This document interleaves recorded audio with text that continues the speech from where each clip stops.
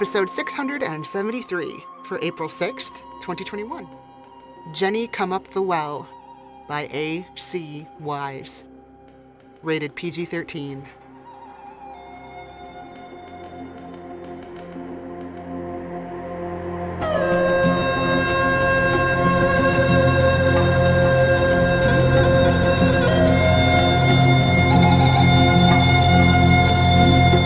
Hello and welcome to PodCastle. I'm your host, Setsu Uzume. Today's story is a PodCastle original, and it was written for you by A.C. Wise. A.C. Wise's fiction has appeared in publications such as Uncanny, Clark's World, and Apex Magazine, among others. Her work has won the Sunburst Award for Excellence in Canadian Literature of the Fantastic, as well as twice being a finalist for the Sunburst, twice being a finalist for the Nebula, and being a finalist for the Lambda Literary Award. She has 2 collections published with Lethe Press, and a novella published by Broken Eye Books. Her debut novel, Wendy Darling, will be published this June by Titan Books. A new collection, The Ghost Sequences, will be published by Undertow Books this August. In addition to her fiction, she contributes review columns to The Book Smugglers and Apex Magazine. The narrator for this story is Amy H. Sturgis. Amy H. Sturgis holds a PhD in intellectual history and specializes in science fiction and fantasy and Indigenous American studies. She is staff on the Starship Sofa podcast, editor-in-chief of Hocus Pocus Comics, and faculty at Lenore-Rhine University and Signum University.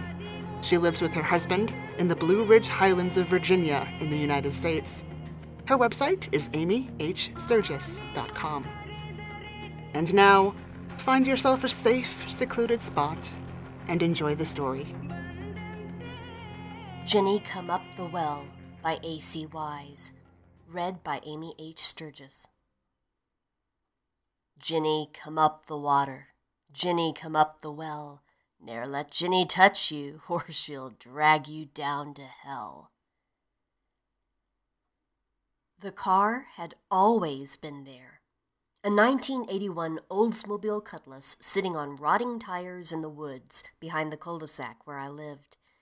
Even though its manufacture date meant it could only have been there since I was born, it felt older, like it predated the trees, like the woods had grown up around it.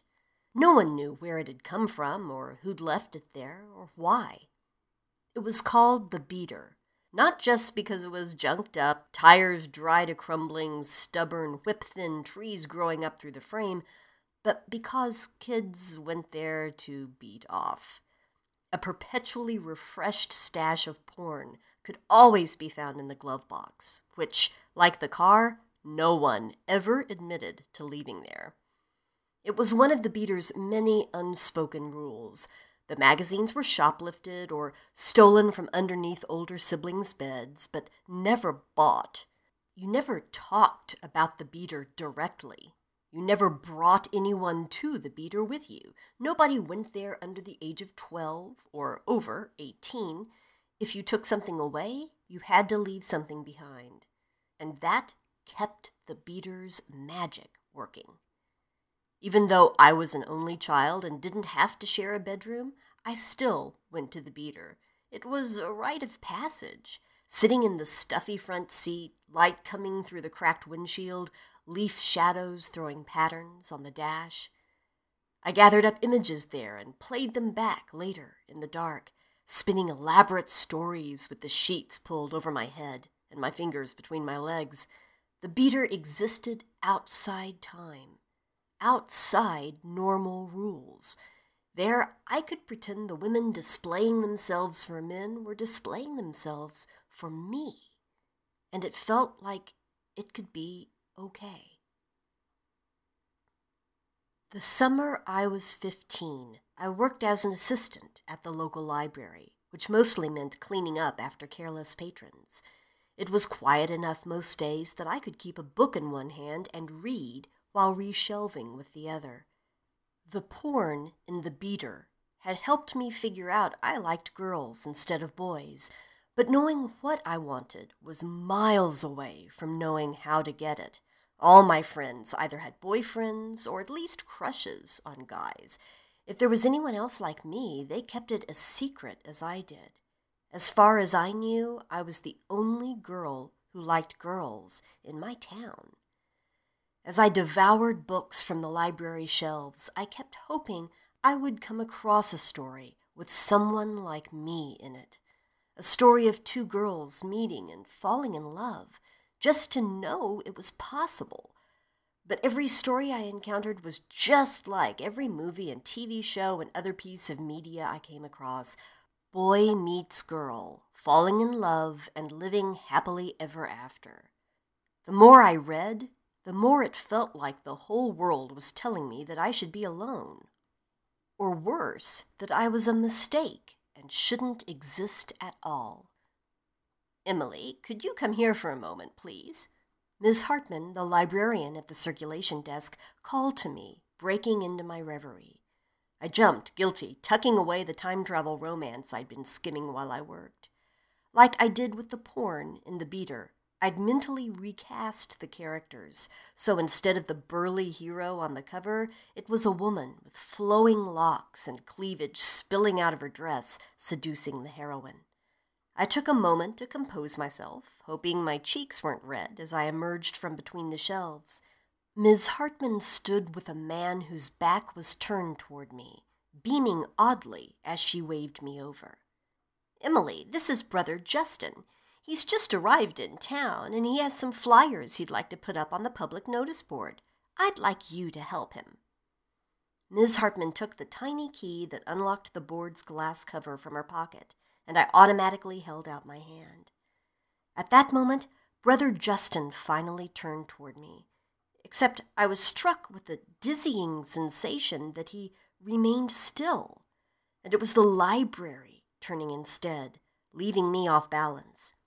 He smiled, thin lips with too many teeth, going too far back, as though it would tear his face in two.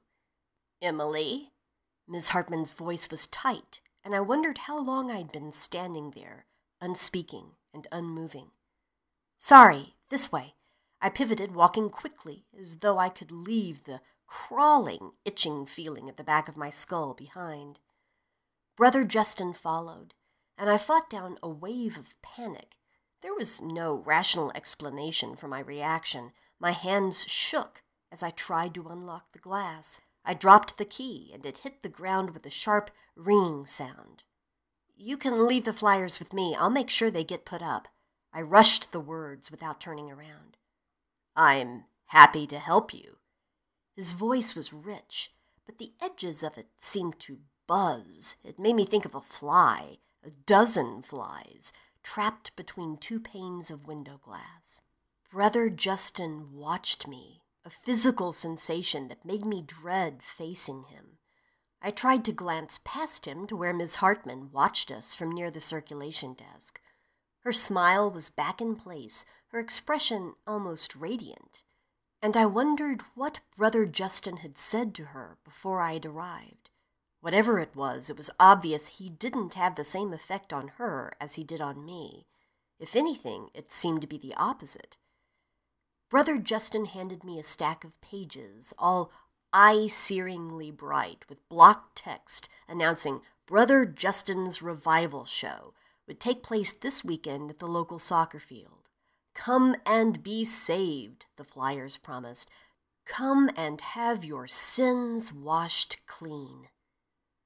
My mouth dried, my stomach tying itself in knots. In that moment, I was certain everything about me, my visits to the beater, my late-night fantasies, the fact that I was a girl who liked other girls, was written all over my skin. The words on the paper weren't a general invitation. They were meant for me. I was a wrong thing. I was broken. I needed to be washed clean. I made the mistake of looking up, and the glittering black pins of Brother Justin's eyes caught me. I'd never experienced anything remotely like drowning, but looking at Brother Justin was what I imagined it would feel like. The world narrowing to a terrible point, my chest crushed with pressure, everything in me screaming for breath I was unable to draw. I thank you for your assistance." Brother Justin's smile widened impossibly, as though I'd just done him the greatest favor in the world, even though I hadn't done anything at all. The papers dropped from my hands, scattering. Brother Justin bent calmly to pick them up, and the fear in me reached a crescendo. I turned, meaning to bolt through the doors, but Brother Justin spoke directly. "Emily." My name in his mouth might as well be a spike, nailing me to the ground. My eyes stung, my whole body shaking, and I still couldn't explain my reaction or why he terrified me. But he did. "I hope to see you at the revival tomorrow." Brother Justin slipped one of the flyers into my hand. "You are exactly the sort of girl who should be there." My fingers closed automatically, even as I fought the heat building behind my eyes. I felt his smile going on and on, even though I was still turned away. Finally, I heard him move back toward the notice board, and the hold on me broke. I coughed, putting a hand to my throat. It felt raw, bruised. I burst through the doors and out into the sunshine, not caring if Ms. Hartman fired me. I grabbed my bike from the rack beside the door. All I wanted was to get as far away from Brother Justin as I could. More flyers greeted me as I rode home, neon pink and green, orange and yellow and blue. They filled shop windows and covered telephone poles, a plague of butterflies resting on every surface. My bike slewed as I took a turn too sharply, jumping from pavement to grass and nearly crashing into a tree. Shaking with adrenaline, it took me a moment to realize I'd reached the soccer field. Heavy white canvas lay splayed across the green, a tent waiting to rise. In the middle of the field, a heart amidst the tent's shed skin, sat a wooden stage, mid-construction. The sides, front, and back of the stage were open, allowing a view of what looked like a small, above-ground swimming pool embedded in the platform. Even at this distance, a sense of profound wrongness emanated from it, the same buzzing wrongness that emanated from Brother Justin. And yet, at the same time, there was a magnetic lure, a compulsion. I needed to go into the pool. I needed it like I needed breath. It wanted me as I'd never been wanted, and the force of that need crushed me, stinging tears from my eyes. I gasped, a shuddering breath tasting of salt, and gripped the handlebars of my bike as hard as I could. Of their own volition, my fingers uncurled, as if something pried them loose, one by one. I let go, slamming one hand into the trunk of the nearest tree as hard as I could. The pain was enough to jolt me free. My hand throbbed, hot and red, but not broken. Before the pool could catch me again, I rode as fast as I could the rest of the way home. When I reached the cul-de-sac, I dropped my bike, aiming for the beater. It was the one place I was sure to be alone. Except when I got there, a girl sat on the car's hood, wearing Doc Martens and ripped black jeans. She looked about a year or two older than me, with short, dyed black hair, one leg bent, her elbow propped on her knee, smoking. My skin pebbled, a mix of visceral anger that the beater's magic had broken, confusion, and embarrassment at the beater's contents and what the girl would think. Anger won out, but before I could speak, her head shot up, and any words died in my throat. Smudged black makeup circled her eyes, indicating she'd been crying. My own tears had dried as I rode. The inexplicable terror that had gripped me in the library and again at the field fell away. The girl on the beater's hood, the girl who shouldn't be there, the girl glaring at me with burning eyes, was the only thing in the world. "He took her away." Her words, the pain in them, it was as though she'd put a hand to the center of my chest and shoved. "What?" I stared at her. She blinked as if she hadn't seen me until I spoke. "Who the fuck are you?" She jumped from the beater's hood, a fight or flight stance, holding her body rigid. "I'm Emily. I live here. Who the fuck are you?" I tried to match her bravado and failed. Nothing else about the clearing had changed. It smelled of green and earth and stillness, but everything about this was wrong. I'd never seen this girl before. She shouldn't be here. Yet I felt like the one intruding. "I'm Annika." Her shoulders slumped. "Who took who away?" "The preacher. He took Lissa." My breath caught. Brother Justin. I didn't realize I'd said the name out loud until Annika's eyes narrowed. "He's here, at the library." I hesitated. "He had flyers and a tent. I thought I could get here before him. I thought even if he cut his pool from the network of other wells and corrupted it, maybe Lissa could still use it to find her way to the well here." "What the hell are you talking about?" Confusion made my words sharper than I intended. "There's no well here." "Not anymore?" Annika pointed. "But look." And just like that, I saw. In the shadowed undergrowth surrounding the beater, I caught sight of a rounded stone and another beside it. More appeared the closer I looked, just enough to suggest the remains of a structure. How had I never noticed? How could a stranger know about this and not me? Annika gave me a pitying look. "It's okay. No one really knows about the wells, except Lissa and me, and that's because neither of us belong here." Of course she didn't belong here, but I had the sense that here, this town, wasn't what she meant. Looking at her, it briefly seemed there was a whole other self, a second girl lying just beneath the surface of her skin. "Brother Justin set up a tent in our town, too." Annika's words sped up, tumbling over each other as I struggled to keep up. "He's going from town to town, anywhere there used to be a well. Lissa's aunt made her go to the revival. Brother Justin claimed he would erase Lissa's sin, but when she stepped into his pool, she vanished, and now it's like no one remembers her except me." Annika lowered her head, dropping her cigarette and grinding it to nothing with the toe of her boot. Piercings all up the cartilage of her ear winked in the sun, and the tips of her ears reddened above the line of silver studs. Her empty fingers clenched reflexively at her side. "What sin?" I couldn't stop myself from asking, voice cracking, heart beating too hard. Something in her words snagged at me, filling me with a combination of fear and hope. "Lissa was my girlfriend." Annika raised her head. Her eyes burned gold as ancient coins tossed into the depths of a well. The breath left me in a rush, left me dizzy, but not in the way Brother Justin's flyers had. I felt like I could burst out of my skin, like it was suddenly too small to contain me. This was what I'd been looking for.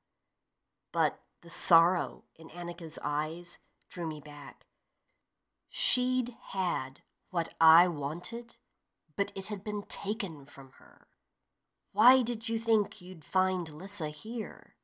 I asked it as gently as I could, not wanting to further her pain, but desperate to understand. "All the world used to be connected by sacred wells." Annika sighed. She tilted her head up, looking at the trees and the pinpoints of light coming through them, like she was looking at a field of stars. They were watched over by a guardian, Jenny, and if you gained her favor, she could transport you anywhere, even to another world. I thought when Brother Justin sent Lissa away through his pool, there was still a chance Jenny would find Lissa and keep her safe. Jenny, like Jenny Greenteeth? I'd come across the name in a mythology book at the library that I'd been perusing as I worked. Doesn't she lure people into the water and drown them? No! Annika's reply was sharp, a rebuke that filled me with shame. She helps people, protects them. Her expression softened. You remind me of her, Annika said. Jenny. My pulse leapt in a complicated rhythm. My hand was still red from striking the tree, and I tucked it behind my back. I felt Annika looking at me, but how was she looking at me? How did I want her to look at me?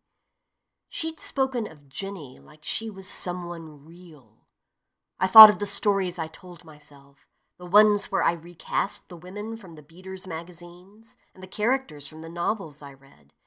Annika made me feel like I'd fallen into one of those stories, and my skin burned all over.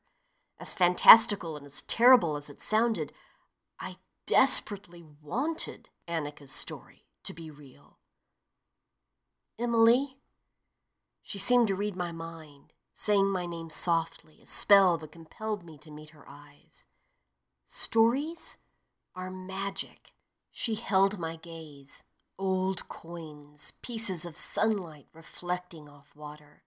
I'd been certain her eyes were brown, but now they were every color, and no color at all, mesmerizing and beautiful. Stories make the truth, not the other way around. Stories let us shape the world the way we want it to be. A wildly inappropriate thought filled my head and wouldn't let go. I wanted to kiss her, fall into her, swim in her, drown.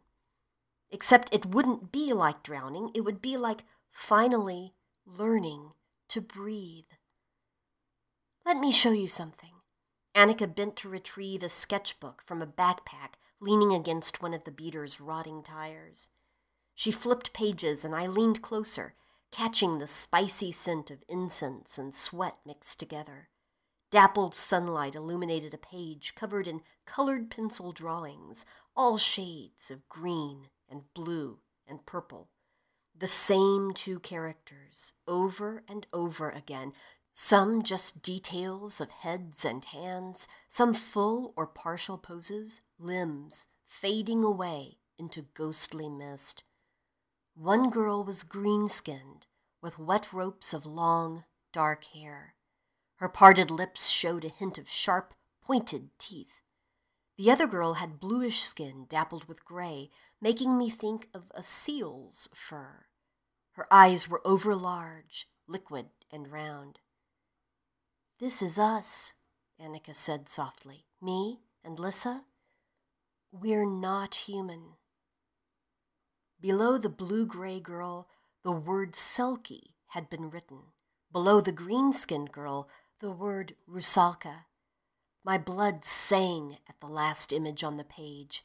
Annika had finally drawn the girls together, a webbed hand resting on a blue-gray shoulder, heads tilted, lips parted, frozen in the moment before a kiss.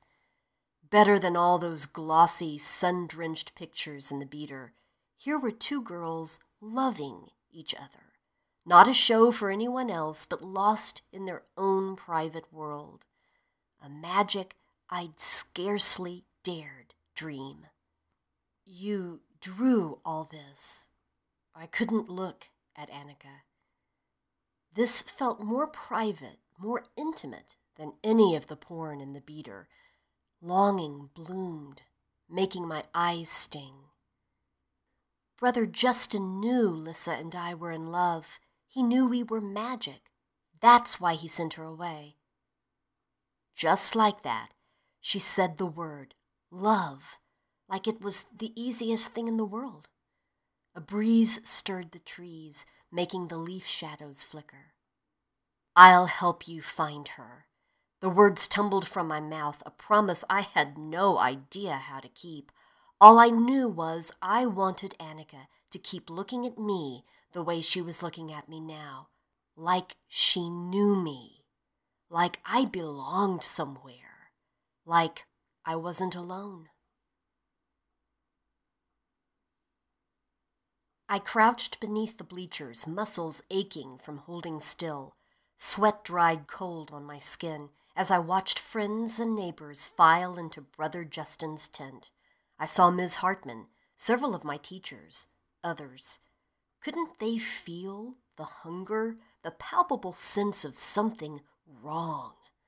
High voices, broken by the complicated rhythm of a clapping game, drifted across the field, coming from two girls standing by the entrance to the tent while their parents talked. "Jenny, come up from the water. Jenny, come up from the well. Never let Jenny touch you or she'll drag you down to hell." I wanted to run to the girls, shake them, and demand they tell me where they'd learned the song. Was it just a coincidence, or had Brother Justin already got to them, convinced them Annika's guardian spirit was a monster? The girls' parents broke from their conversation and hustled them into the tent. I waited to make sure there were no more stragglers, then crept closer, peering through a gap by the tent's door. Brother Justin made his way to the front and climbed the steps to the now fully assembled stage and stood beside the pool.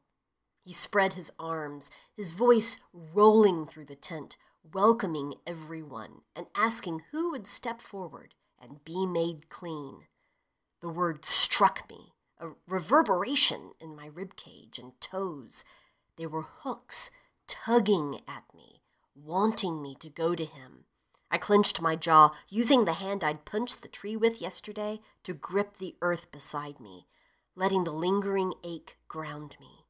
People murmured, an electric charge passing through the tent. Brother Justin didn't look toward my hiding spot, but he didn't need to. His words were for me, and it was getting harder to stay in place. I shouldn't have come. Had I expected he would produce Lissa like a rabbit from a hat? That I could swoop in and save her and have Annika look at me like a hero from one of my stories? Brother Justin dragged the plywood cover from the pool with a terrible scraping sound. I couldn't see the water from this angle, but I could feel it, dark and wanting, slick and hungry. I tried to angle my body away, lessen the pull, but as I turned, my bones felt like they were splintering inside my skin. Words crowded my throat, longing to shout themselves and give me away, cutting off my breath. Jenny. I wasn't sure whether I heard the name aloud or only in my head. It sounded like the hush of the tide coming in, a dropped stone echoing from the depths of a well. It was cool water, washing over me, drowning the sound of Brother Justin's voice, and setting me free. I fled, back to the cul-de-sac and the beater where Annika sat waiting. I felt foolish, guilty, and relieved, all at once. I'd run off without a plan, failed, yet I wanted her to fold me in her arms, tell me it would be okay. I'm sorry, I tried, but I couldn't. I went to Brother Justin's revival to find Lissa, but my eyes leaked, and my nose ran. I tasted salt, thick at the back of my throat, and I couldn't stop my chest from hitching. I shouldn't have let you go alone. I was a coward. Annika patted the hot metal of the beater's hood beside me. Here, sit. Despite her black clothing and the fact the metal had been baking all day in the sun, she didn't seem bothered. Warmth rose through the backs of my legs as I eased into place, sharply aware of how little space there was between us. I wondered if she had a car stashed somewhere nearby, or if she'd slept rough in the woods somewhere, waiting to see if I would return. I focused on the shadows, the place where I now knew the well to be. I pictured Jenny, green skin, like Annika's picture of the Rusalka, but softer, a creature with pointed ears and eyes slit by vertical pupils.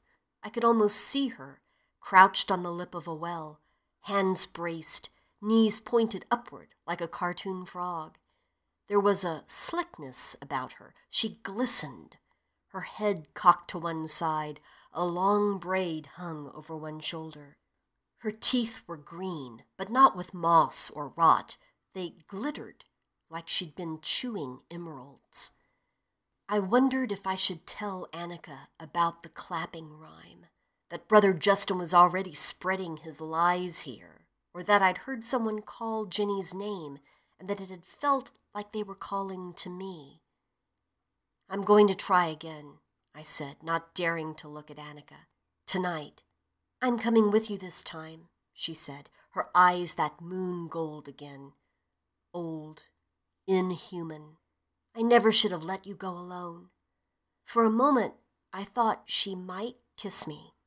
Everything in me seized up with desire and fear, but she gave me a sad smile instead. I'll see you tonight. Then she slid off the beater's hood and was gone. I'd passed the soccer field hundreds of times in my life, even played there when I was younger, but Brother Justin's tent, hulking between the goals and shining brighter than the clear night warranted, had transformed it into something sinister. Hey, Annika spoke close enough to my ear to raise the tiny hairs on my skin, and I almost yelped. She'd melted out of the darkness, nowhere a moment before, then close enough to touch. Let's go, I whispered.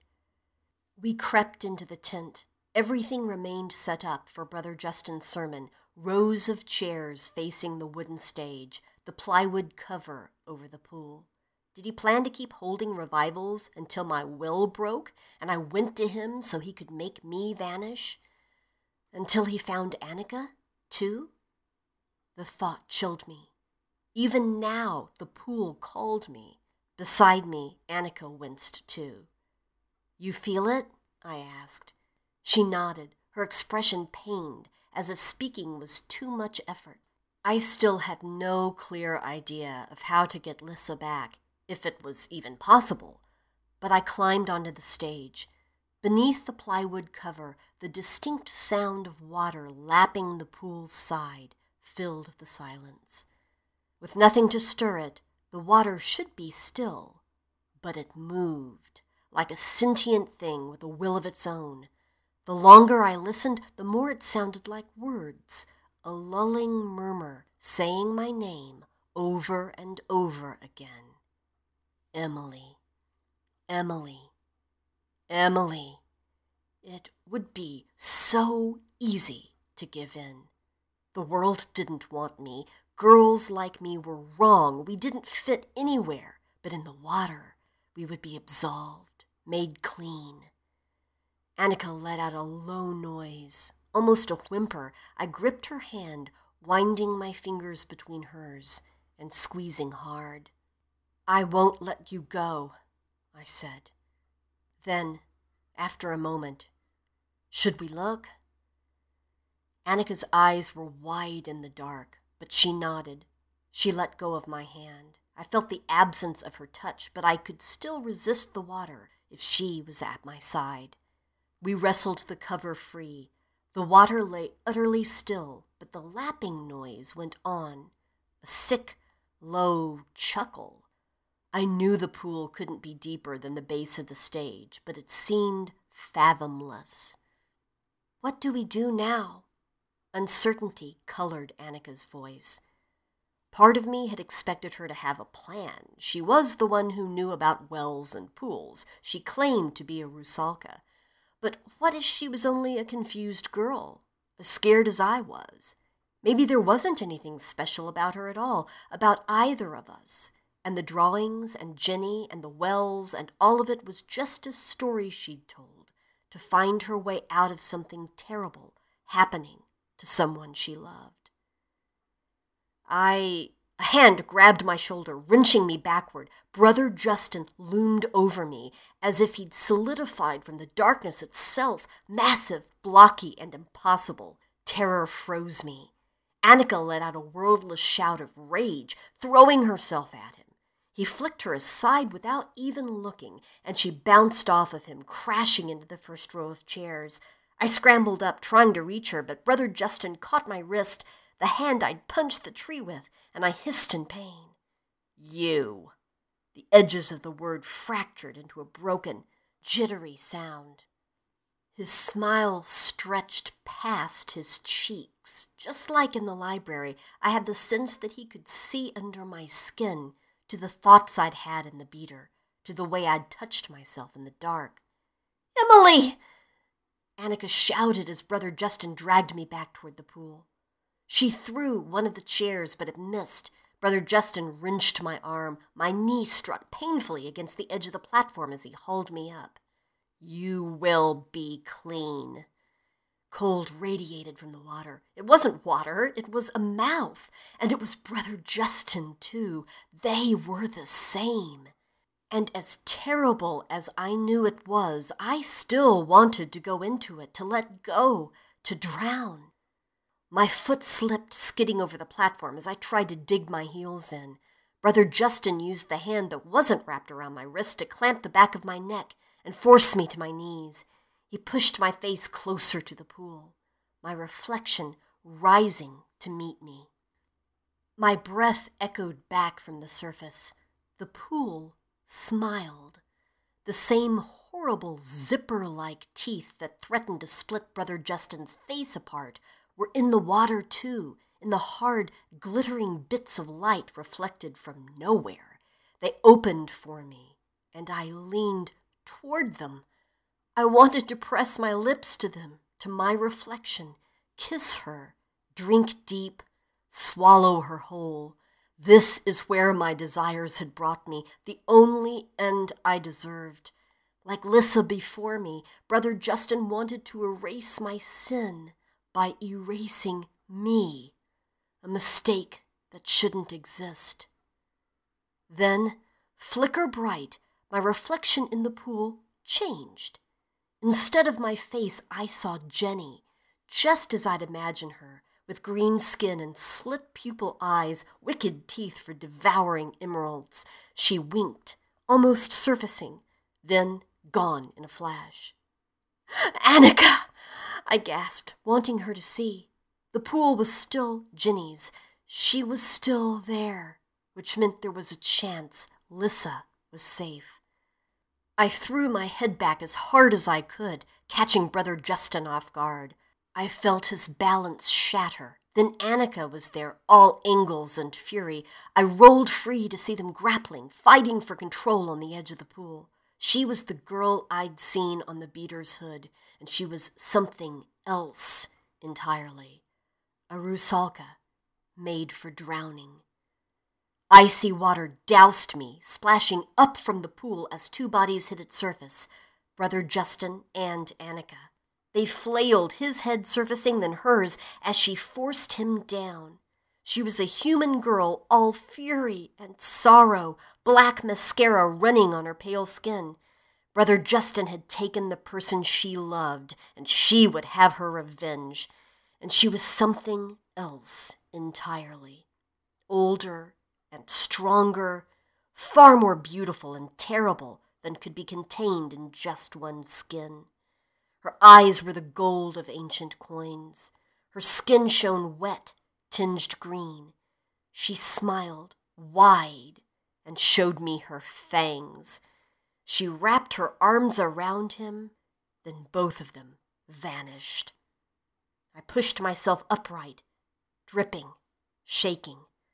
The pool stood empty. The water rippled, black, showing only my reflection. Then it fell utterly still and reflected nothing at all. My heart ached as I rode my bike back to the beater. Part of me longed to find Annika there, but I knew she'd be gone. All I could hope was wherever she was, she and Lissa were together and safe. The clearing seemed emptier than ever as I stepped through the trees, but two pieces of paper sat wedged under the windshield wipers, pages torn from Annika's sketchbook, like she'd known what would happen, like she'd left them for me before meeting me at the field. I unfolded them with shaking hands. Annika had outlined the drawing in colored pencil, filling it in with watercolor, giving the figures an even more ethereal quality. The rusalka and the selkie in each other's arms, full-sized instead of rough sketches, their lips finally meeting. I turned to the second page and my breath caught. Annika had drawn Jenny, just as I'd imagined her, crouched on the lip of a stone well, head cocked to one side, braid trailing over her shoulder. Her smile, lopsided, revealed the sharp point of a single tooth. She looked like I'd imagined her, and at the same time, the way Annika had drawn her, she looked just like me. My eyes stung. When had Annika had time to draw these? But it didn't matter. It was just another piece of the beater's magic, allowing Annika to leave me a gift and a beginning. Stories could shape the world. Annika had told me that, and I knew it for truth. I'd spent so long believing there was no place for me because all the stories I knew left me out, told me I shouldn't exist. But I was still here, breathing, surviving, refusing to be erased. And Lissa and Annika were somewhere too, together, free. It hadn't occurred to me until that moment that I could write my own story, the one I'd been searching for so desperately and never found. All the fantasies I'd spun for myself in the dark, they weren't for nothing. They were a framework to tell a story I needed to hear. A story other girls, like me, might need to hear too. The summer after Annika disappeared, I went to the beater one last time. No one remembered Brother Justin had ever come to our town. The tent had vanished. The flyers advertising his show dried up and blew away like leaves. He was like a wound, healed. Even though I hadn't been there in a year, the beater remained unchanged. There was comfort in knowing that long after my time, it would still be there, waiting for a new generation to discover themselves, with the same starburst crack in the windshield, the same torn seats and sun-struck hood. Leaning against it with my eyes unfocused, it was easier to see the remains of the well. A breeze ruffled my hair. I'd been growing it longer, experimenting with wearing it over my shoulder in a braid. I opened the beater's door, sliding into the passenger seat and breathing the warm, trapped air. It smelled like dust and green things, like sweat and sex.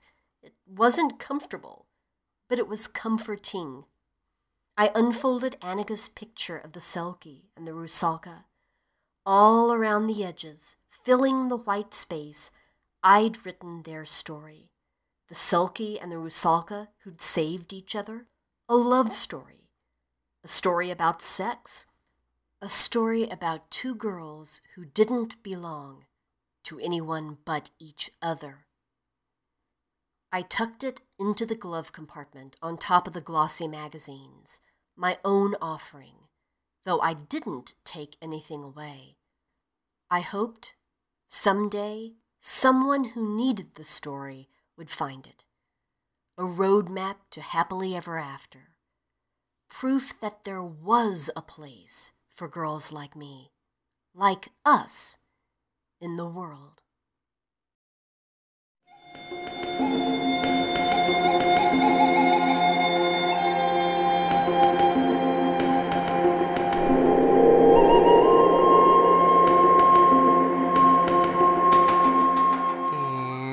Welcome back. On the northwestern edge of San Francisco, there are two military gun foundations embedded in the cliffside. Between these two foundations is a labyrinth. People walk it sometimes, outside to inside, then back out, and they'll leave stuff at the center, like a stone, or a paper toy, or a wish. There was another one at the top of the hill in Bernal Heights, built spontaneously from the pebbles there, and another set into the polished floor of Grace Cathedral about 4 miles away. None of them are quite the same, but I like that their magic comes from the tacit agreement about how they should be used. No one really explains. And if someone tries to kick it apart or spread a rumor that there's a monster at the center, well, there's always another one, not too far away. And that was our show for this week. On behalf of everyone here at PodCastle, our audio engineer Peter Baravesh, our forum moderator Aussie Cat, your co-editors Jen Albert and Sheree Clark, along with all of our wonderful first readers like Tierney Bailey, Sophia Barker, Matt Dovey, Aidan Doyle, Julian Jarbo, Amelia Harrington, Craig Jackson, Shomari Kirkwood, Devin Martin, Julia Pat, Kai Hudson, Hamilton Perez, Shrikrupa Krishna Prasad, Ziv Witties, Eleanor Wood, and Caitlin Zavanovich. Thanks for letting us share another story with you. PodCastle is part of Escape Artists Incorporated and is distributed under the Creative Commons Attribution Non-Commercial No Derivatives 4.0 International License. Feel free to share it, but don't sell it or change it. Our music is by Shiva in Exile. Everything we do on PodCastle is 100% donor-funded, and if you'd like to support us, I invite you to join us on our Patreon at patreon.com/EAPodcasts. We'll be back next week with another tale. See you then.